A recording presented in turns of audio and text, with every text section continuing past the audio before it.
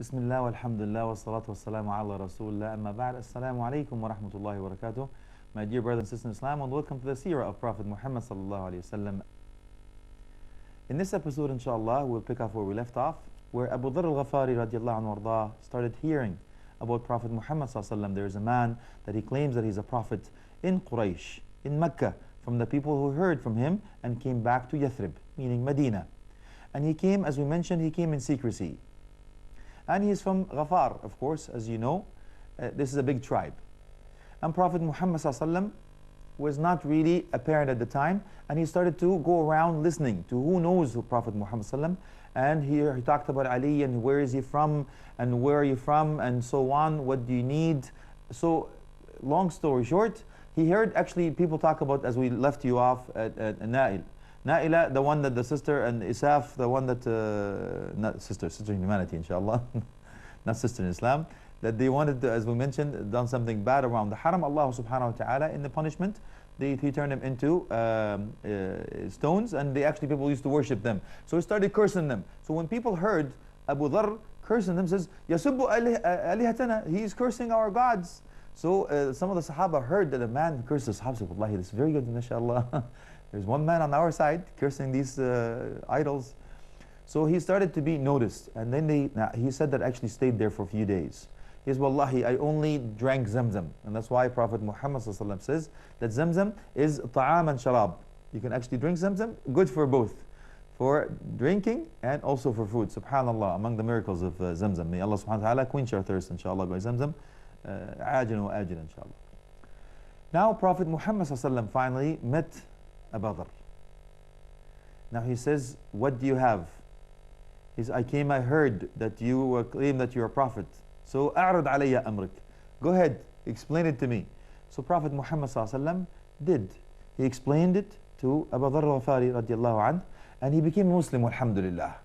Right away, Prophet Muhammad ﷺ says, أكتم عليك هذا الأمر. Keep it in secrecy. But he says, Wallahi ya Rasulullah. Right away, as soon as he turned into, became a Muslim, alhamdulillah, he wanted to declare it to everyone. He says, keep it secret. They will harm you. He says, no, I'm so proud that I'm a Muslim. So he went back to the haram. He says, Ya ma'ashar Quraysh, Wallahi inni la ashhadu an la ilaha illallah wa anna Muhammadan Rasulullah. They started hitting him. Subhanallah, ya akhi. Look, I mean, I'm not going to ask you to go ahead and go downtown or whatever. And I'm just saying, look how the Sahaba radiallahu anhu. We're not supposed to go against the will and the command of Prophet Muhammad ﷺ, but this was something unique, subhanallah. So now, he's being harmed by the people of Quraysh. As soon as he declared the Shahada, people started to come and hear him. Who came in his aid? Al-Abbas, radiallahu anhu wardah. Al-Abbas came in, and Abu Dharr al-Ghafari is narrating this hadith, and he says, Wallahi, as soon as I said this and people started to hit me, you know what he did? He came and just hovered over me. He was just right over me. So he turned around to them, he says, stop, don't hit this man. He's from Ghafar. And you know what you do with Ghafar? All your merchandise and all these trips that you go, you have to pass over Ghafar. And if you hit the man from Ghafar, they will come and hit you, and you will not be able to do that, the trade, the journey. So they left him alone. And now, Abu Dharr al-Ghafari, the following day right away, what does he do? He comes back to the haram, the sacred masjid. He goes, Ashhadu an la ilaha illallah wa ashhadu anna Muhammadan Rasulullah. Again, like in your face, right? So they come back and you start hitting him again. But he didn't give up. Again, Al-Abbas radiallahu anhu comes back and he starts to hover him as he repeats what he said before. He's from Ghafar, be careful, remember, this is a big tribe and you will be harmed. And they let him go. But of course, Abu Dharr al-Ghafari radiallahu anhu, he went back to Medina. And he started giving da'wah secretly. And of course, there is a lot of Muslims that came under him after a while, inshallah. But it was in secret in the beginning. But of course, we know that that these were the seeds. The seeds. Among the seeds, of course, was the Tufail ibn Amr al-Dawsi. He was from the Sada. Tufail radiallahu anhu wardah, he came into Quraysh. Remember this, because of the people, the Dhul-Qi'dah, and because of this was the year of the 10 and 11. And from the revelation. Tufail ibn Amr al-Dawsi came in, of course, to perform the Hajj, as most people come in for the tribes and the individuals. But he heard about people saying that there's a prophet. or there is a madman, or waliyadu billah, a magician, or. So when he came in, because he was among the Sada, he was among the leaders of his tribe and the honorable society, the leaders of the Quraysh came up to him and they actually asked him, listen, be careful. There is a man here that does magic. Do not listen to him. He says lies and do yourself a favor. Don't listen to him. So they warned him a lot. So much so that Tufayl was afraid. What did he do? وضع الكرفس. You know the qutn. He put cotton balls in his ears. Because ضرر مفسدة. He figured the root cause is not to listen to it from the beginning. Prevention is better than cure. So he filled his ears with cotton balls. So he would not even listen. Even if Muhammad ﷺ said anything, he would not even listen. And he's going around the Kaaba. And all of a sudden, he's sucking himself because, ويحك يا طفيل. What are you doing, O Tufayl? أنت رجل شاعر. You are a poet yourself. You know what is right and what's wrong. He says, how could you be afraid of somebody else's words? You can differentiate. So he finally convinced himself. He says, وَثَكَلَتْكَ أُمُّكَ. May your mother lose you, is a form of themselves, talking harshly about somebody else. So he took the cotton balls out and he started to hear, even though he missed some of the utterance of Prophet Muhammad ﷺ, and he started to hear what Prophet Muhammad ﷺ was saying. He says, Wallahi, I have listened to shu'ara, poets. This is not shi'r. It's not a poetry. And I have listened to the kuhan, those fortune tellers, and this is not fortune telling. And I know the crazy people, he is not a crazy man. And I know liars, he does not sound like a liar. And he goes down the line. He came up to him and he listened to Prophet Muhammad ﷺ. So Prophet ﷺ offered him Islam, told him what it's all about, till he declared the Shahada. Radiallahu anhu wardah. Tufayl ibn Amr al-Dawsi radiallahu anhu was among the leaders, and he went back. Some narration says, Wajhi ala wujuhuka haram. That's it. I will not talk to you unless you become a Muslim. And he did the same right away. His wife became Muslim, his family became Muslim, and some people became Muslim. When he went back, there were so many people coming back with him. On the way to his tribe, however, Allah subhanahu wa ta'ala gave him a karamah. Gave him something to honor him with, because of his dedication and his determination right away, and to heed to the Messenger and working for the sake of da'wah and the sake of Allah subhanahu wa ta'ala right away. So he placed illuminating light in his forehead. One narration says in his forehead, or one narration says in his wajh, in his face. And now he says, Allahumma la taj'alha fi wajhi hatta la yaqulu mutlah. Oh Allah, do not leave it in my face or my forehead. So they will say mutla, mathalat bihi al-aliha, meaning that these idols, because he became a Muslim, he left their lovely deen, their lovely religion of worshipping stones. He became a Muslim, worshipping God Almighty. He says now the aliha, these gods are very angry, and they defamed and they disfigured him, and he put this light. So Allah subhanahu wa ta'ala put it in his salt. Salt is the whip.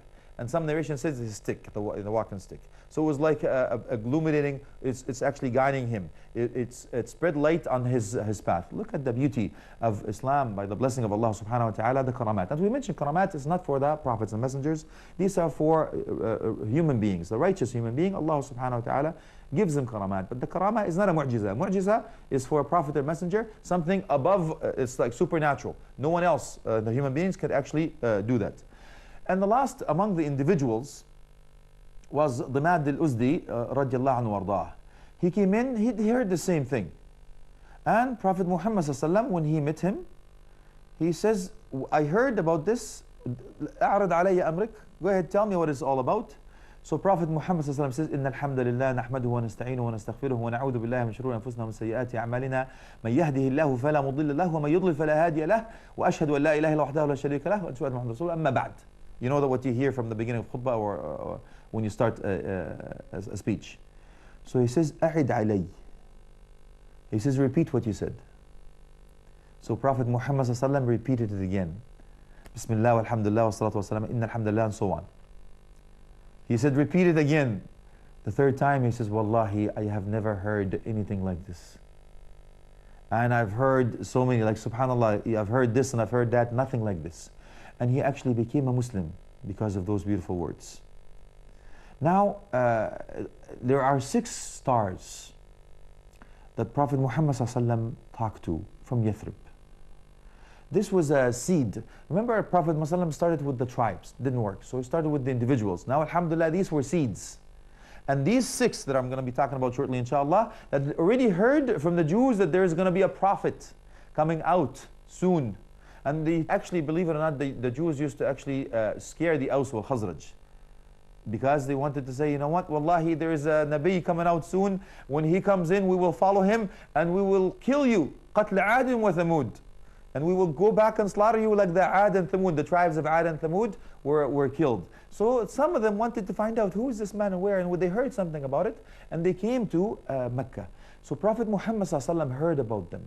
As he was taking Abu Bakr as-Siddiq, believe it or not, with him outside now, he's run to other tribes. He didn't just wait for him to come to Quraysh for the tribes, but he also went outside with Abu Bakr as-Siddiq, and he talked to different tribes, also offering them Islam. On the way, he met these 6 from Yathrib: As'ad ibn Zurara, wa Auf ibn al-Harith, wa Rafi' ibn Malik, wa Qutba ibn Amir, wa Uqba ibn Amir, wa Jabir ibn Abdullah.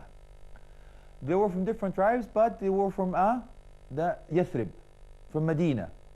Prophet Muhammad ﷺ, when he went to talk to them, they actually wanted to flee first. They were afraid. He says, I heard you were coming. I wanted to talk to you. Can I talk to you? He says, of course. He says, we heard that there's somebody that is this. He says, I am so and so. And he started telling about Islam as the most beautiful way that he offered people. And alhamdulillah, they all became Muslims. And they told them about what the Jews said unto them, and they were afraid that they will beat us to him. And alhamdulillah, they were the one that beat him to Prophet Muhammad ﷺ. And now they become ambassadors of Islam, and they go back to Medina. And it says here in the hadith, it says not one home from Al-Aws wal Khazraj except heard dhikr of Rasulullah.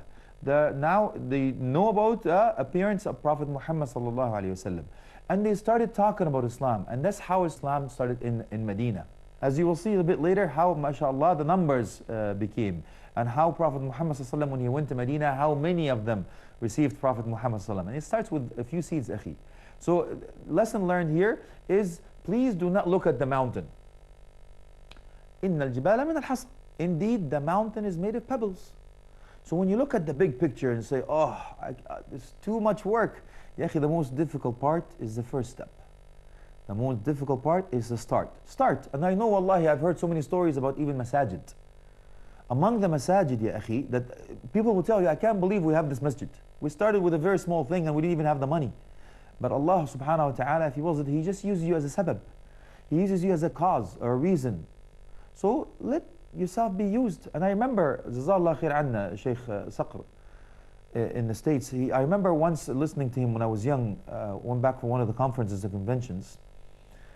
I believe it was, I'm not going to mention it's not an advertising, whatever, but the real thing about it was, he says, when you wake up in the morning, you say, Allahumma astakhdimni fi ta'atik.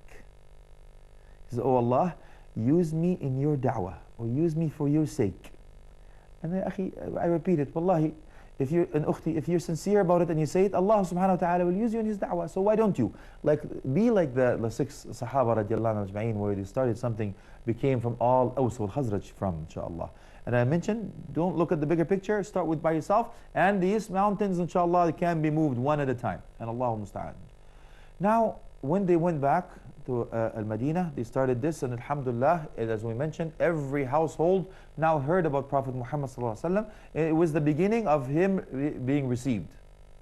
But there's something here that I will take a little bit of time on, because it's very important. As I alluded to earlier on, with the Prophet Muhammad sallallahu alaihi wasallam got married to Sauda radiallahu anhu wardaha in the 10th year.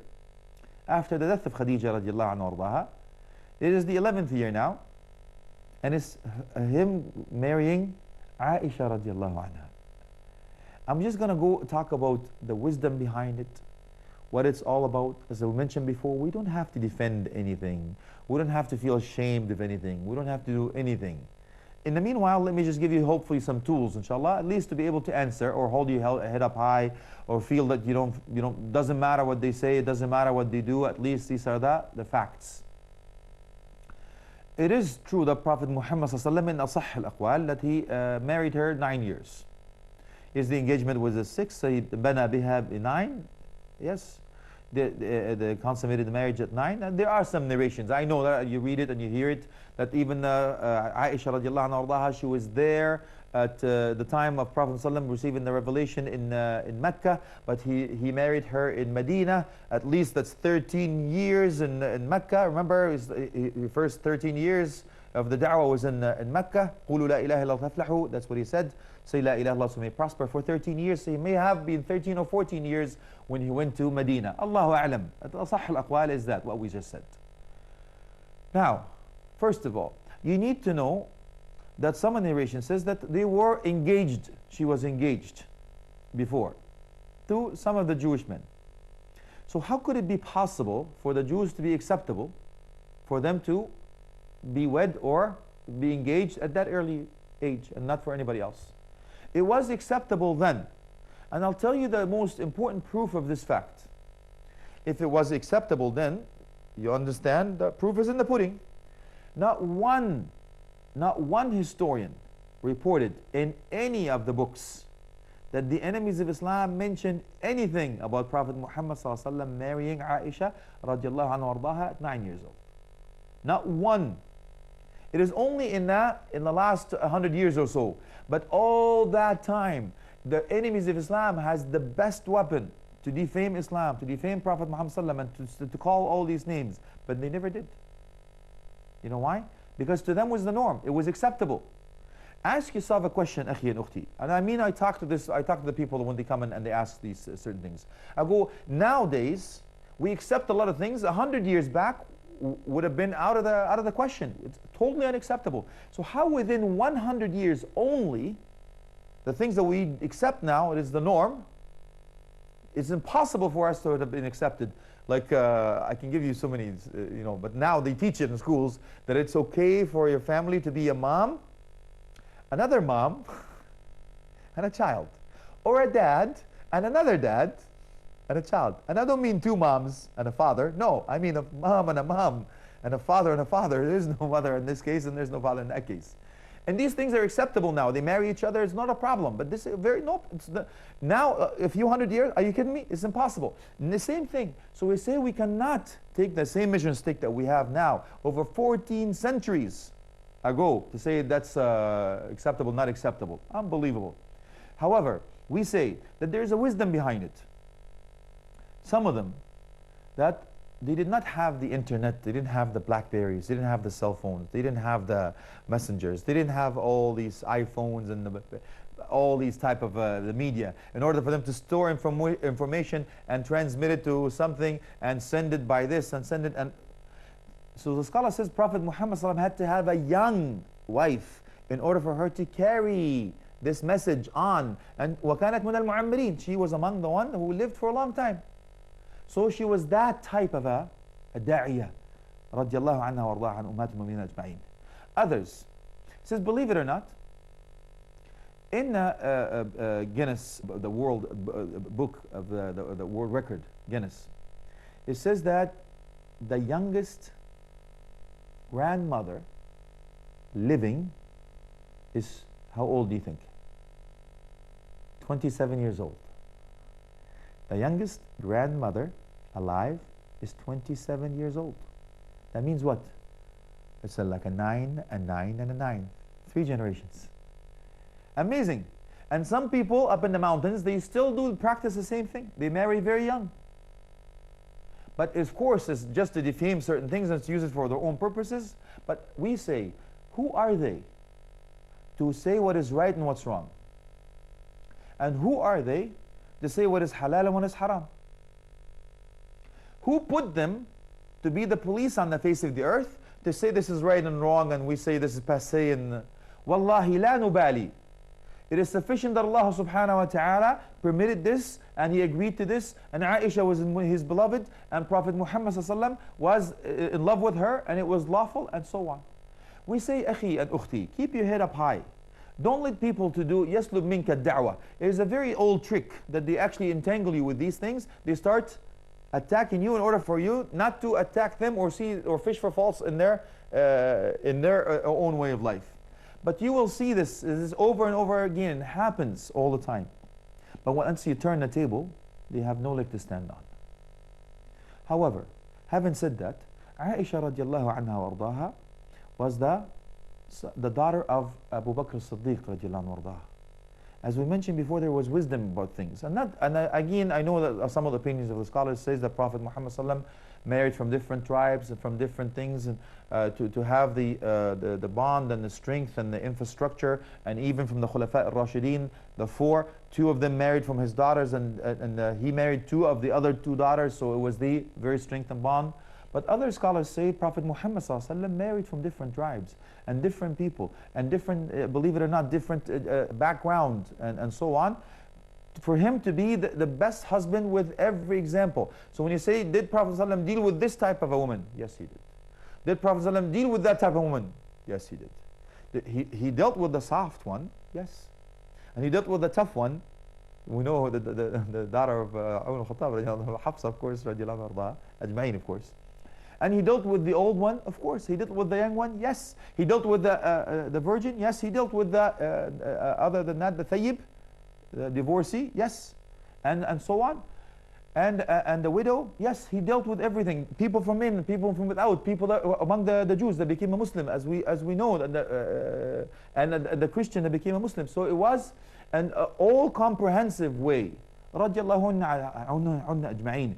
So we understand that among the wisdom behind Prophet Muhammad ﷺ marrying Aisha radiallahu anha wardaha was that simple fact that we needed somebody to carry this message for a long time, because they did not have the means in order for them to carry this message for a long time.